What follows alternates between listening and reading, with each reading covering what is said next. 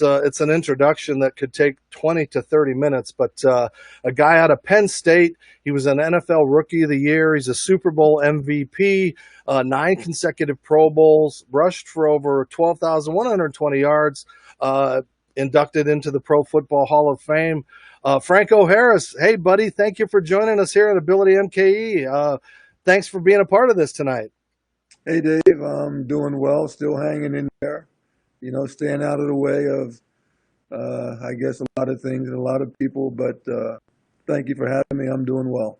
Thanks for joining us, and we're waiting for your surprise to show up, but hopefully he'll pop in here in a little bit. But again, right now on here with me is number 32. I feel like I should start talking like the great and legendary Howard Cosell, just every time I see you, and I can just picture, here he is. He's just better than you've ever seen the Mikhail Baryshnikov on the legendary 32.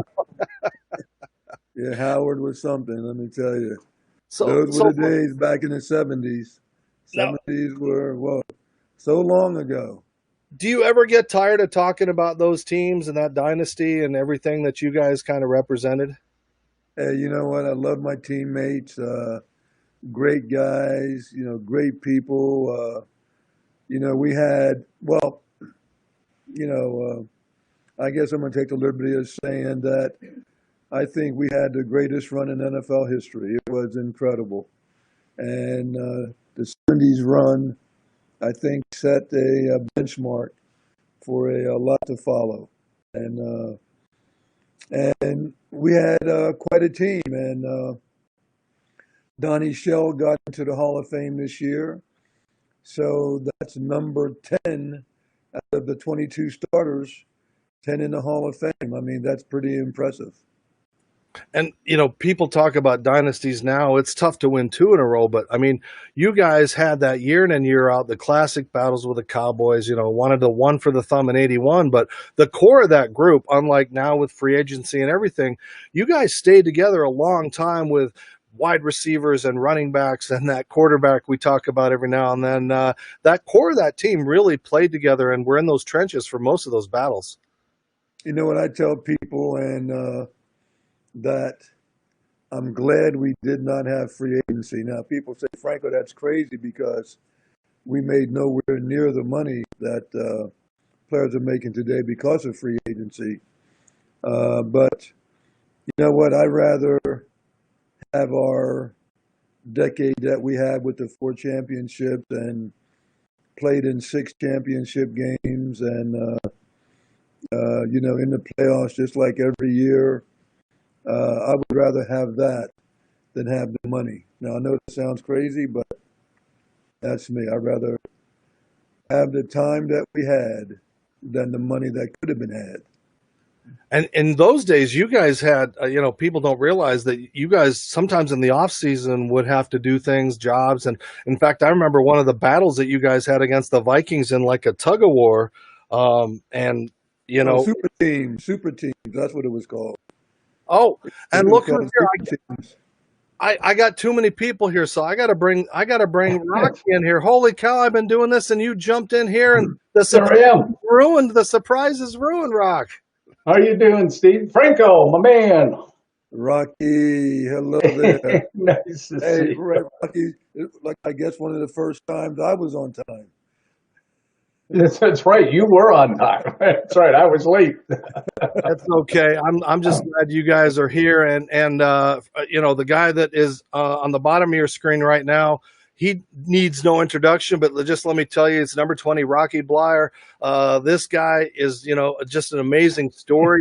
Out of Notre Dame, won a national championship with Notre Dame, came into the NFL, then got drafted, went to Vietnam, came back, survived getting blown up in Vietnam, and has made it in the NFL, 4 Super Bowl titles with the Pittsburgh Steelers.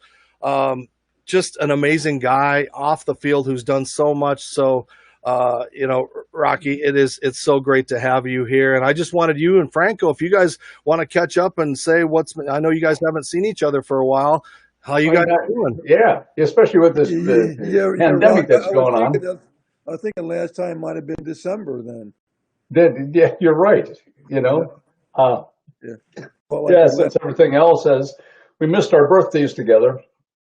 You know, Right, right, Frank, our birthdays are right around each other's in early part of March, and so right. Mine's is the 7th. I think you're what, the yeah, 5th? mine's the fifth. Right, yeah, Yeah. mine's the And I'm the fifth, and 7th. he's the seventh, and so on. Yeah, Yeah. Well, I'm but so it's but neat. anyway, so Well, it's great to Dave, be able to get together like this. yeah, Dave, you were talking about Rocky's story. It is an incredible story, and but it just goes to show you, even though the challenges we face, the perseverance and hard work, uh, and makes a difference. And also, Oh, Rocky, I was telling him that we had a pretty good team back then too. pretty good team. You better Yeah, believe it was a pretty good team. It was a damn good team with all the players that we had and the characters we had on the team, and how it meshed together. And then and you think about it. So we talk about the dynasty. We talk about the '70s and the Immaculate Reception and the turning point of the Steelers and a belief system and guys coming together.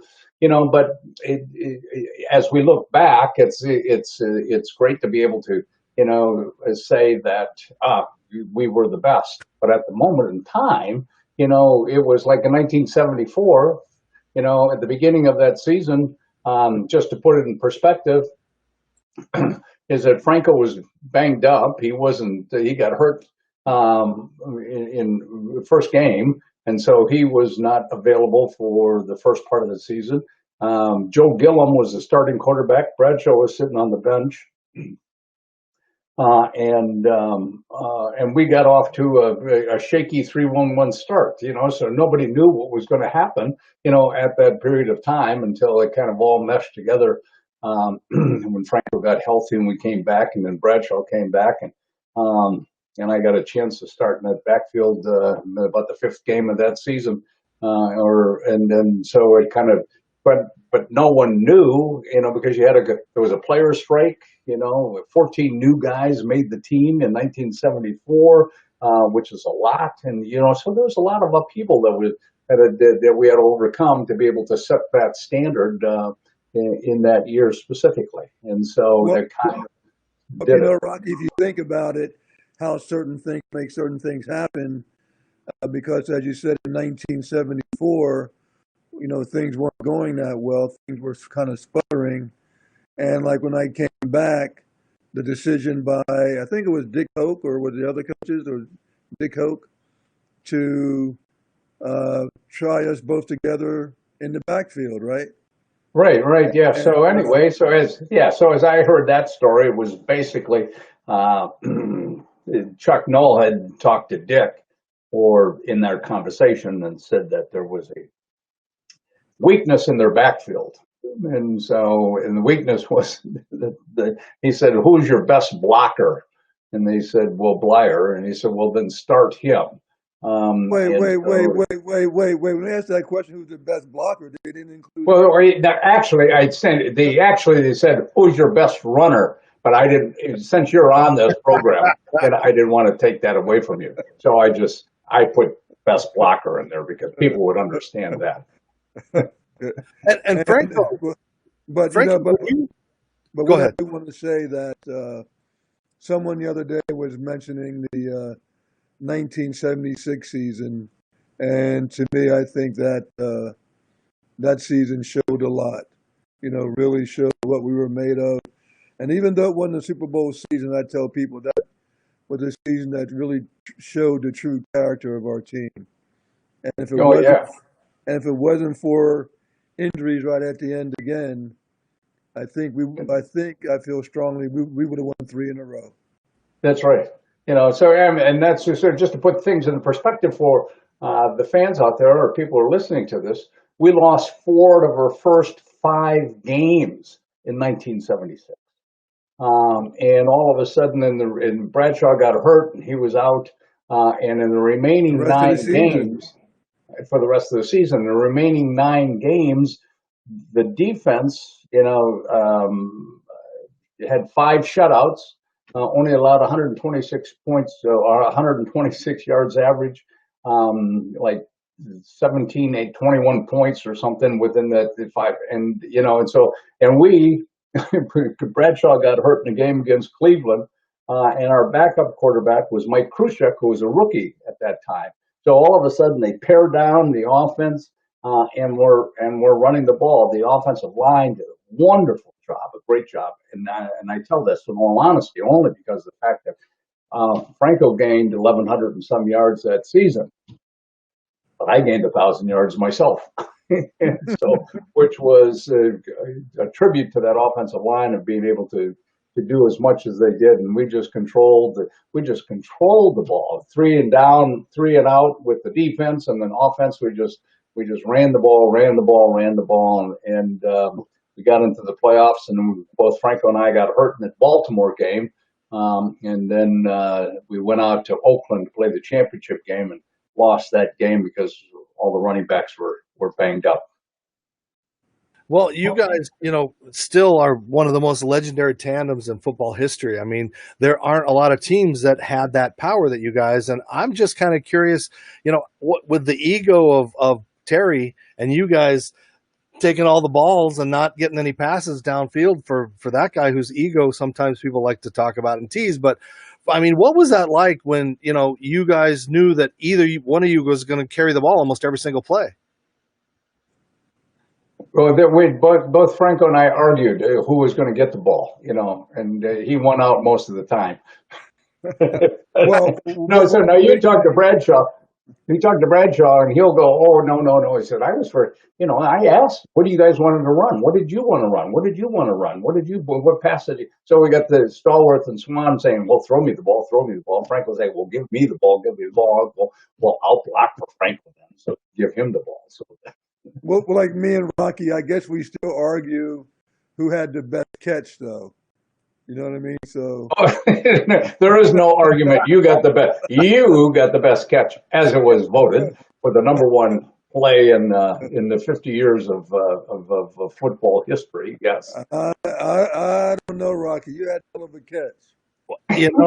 And speaking of the Immaculate Reception, that's one of the most iconic plays, but there's still this thing that's built up in the lore. And Rocky, you've been on 3 Sports Illustrated covers. The first one when you were out of Vietnam, second one when you guys started that great tandem, and then of course there's the leaping one in the end zone. And I use that word leaping because depending on your teammates and your opponents, sometimes they say, it was only a couple inches off the ground, and but a lot That's of all it was. That's all it was. So I'm curious because here we'll take a look at this. I broke down the film. I've zoomed in on all these plays. You can kind of see some air. You can see some, but with all those clumsy pads and everything that you had, I'm just curious. How did you get that ball in the first place and then tuck it in and fall into the end zone like that? I just have to tell you that those pictures that you just showed, all those pictures, were really on my way down. See, I was much higher. I was 18, 19 feet. So I was out of range. Now they caught me on the way down. So I just wanted to explain that to you. For our radio listeners, I had a couple of pictures up, and there are some heights, I guess, depending on if you're on the ground. But, Franco thought it was like 2 inches or 4 inches that I jumped. Well, Rocky, it's an 8-second play. Camera angle, camera angle. That's right. Well, Rocky, it's an 8-second play, but you talk about it for 30 minutes at a time, and I'm just curious, Franco, from your perspective, what do you remember on that play? No, like I tell you what, that was a huge play because we were going back and forth with the Cowboys. That was one heck of a game, and every touchdown was big for us at that time. That was one heck of a game that we had that year. That's right. And you know what? And I do want to say that what made our team special is that we had guys that could make plays, right? And big plays when we needed big plays. And that's what made a difference. I mean, having a quarterback like Bradshaw, one of the strongest quarterbacks, strongest arms in, probably in, quarterback history. And and boy, he can make big plays. And you think about through our whole decade, people came up with plays when we needed it, and that was one heck of a play at a very big time. you know, Dave, I have to share this with you. After all these years, and since you brought that play up, I was looking at the statistics of that game, because you kind of forget of what happens. You knew it was a big game, it was a Super Bowl game, blah blah blah, in there. And so I went back and I looked at because I thought, well, I really helped this team throughout. So I went through the statistics. Here's my statistics. I carried the ball twice for 2 yards, and I caught one pass, and that was it. That's all I did. And I'm on the cover of Sports Illustrated. Rocky, those 2 yards were big yards. They probably got us first downs, both of those carries. I don't think so. and then you got a touchdown for that. That's right. Catch. But here's the biggest play that took place in that game, which was that the Cowboys, being the Cowboys, having the ability to score and come back. So they're down by 14 points, or less than that, so by 11 points, and they get an onside kick, and they recover the onside kick. They take it down, and they score. So now there's a 4-point difference, and there's maybe less than a minute left on the clock. I think maybe 40 seconds, and they're lined up for another onside kick, obviously, to try to get the ball. Well, I'm on the all hands team as we're receiving the ball, and I'm right up in front. Now you might think, that you're up in front. Say, okay, fine, give me the ball. Kick it to me. If you're going to kick it to me, kick it to me. If you're going to kick it anybody, kick it to me so I can get on the ball. Well, I'm not that guy. Okay, so I'm right in the middle, and I'm going, don't kick it to me. Don't kick it to me.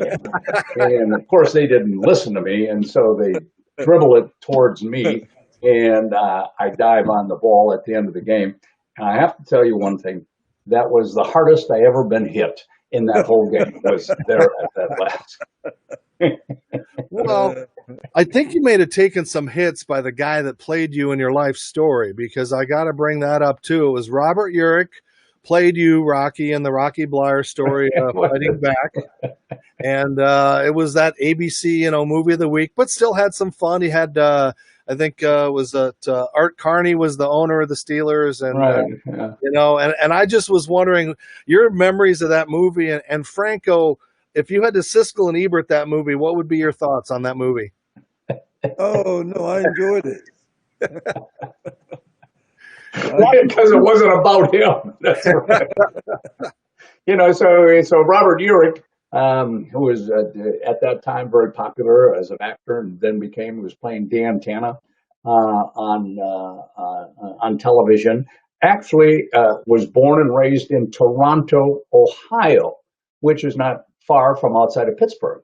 And they played football in high school, and then his high school football coach went down to take an assistant job at Florida State, and so he got a scholarship to play center at Florida State, and he went down there, and but like a lot of stories, he got hurt his freshman year, and still had the scholarship, but then went into acting. But anyway, so I always thought, is that he was perfect, because that's how I see myself. Now I don't know what you guys see, or what the populace see. That's how I see myself: tall, good looking, a lot of hair. So so that's why we got him to play. I'm just curious what the guys thought, Franco, when you guys may have watched the movie or sat around. No, they couldn't think anything, because I had them in the movie. They were all in the movie somewhere. So they had Everybody had a role somewhere in there, so they couldn't say anything bad about it. Well, I mean, Rocky had a movie. Rocky did his one-man show and did a wonderful job with that. So, Rocky's become quite the star. That's the only thing I have. Got a movie, could do the play. Well, Franco, I know you got to get out of here, Okay. and I want to thank you for joining us. Do you have one Rocky memory that you could tell that's not, R-rated or something, that you just one of those Rockies that was he was Rocky before Rocky? That's right. No, like I just want to say, a great teammate. Always enjoy being around Rocky. We have time to share for lunch and dinner and that sort of stuff. It's it's always great. Always great to be with him, and great teammate, great friend. So lucky So guy. yeah, so the great thing about Franco is he listens to all my stories, and he thinks they're funny. So that's And I laugh at them. and he laughs. Well, thank you, Franco, for joining us on Hey, Ability Rocky, MKE now. nice to see you. Same Nice here. to see you, Rock. I'll see you. Thanks, Franco. Okay, thanks. Bye. All right. Wow. Legendary Franco Harris. I'm sorry we didn't get that surprise, but you were probably surprised when you tuned in, Rocky. I did. Yes. That was Lead the great. way again, right? That was great, Dave. Thanks. Yeah, that was super. Well, we're going to continue with the show. We've got some things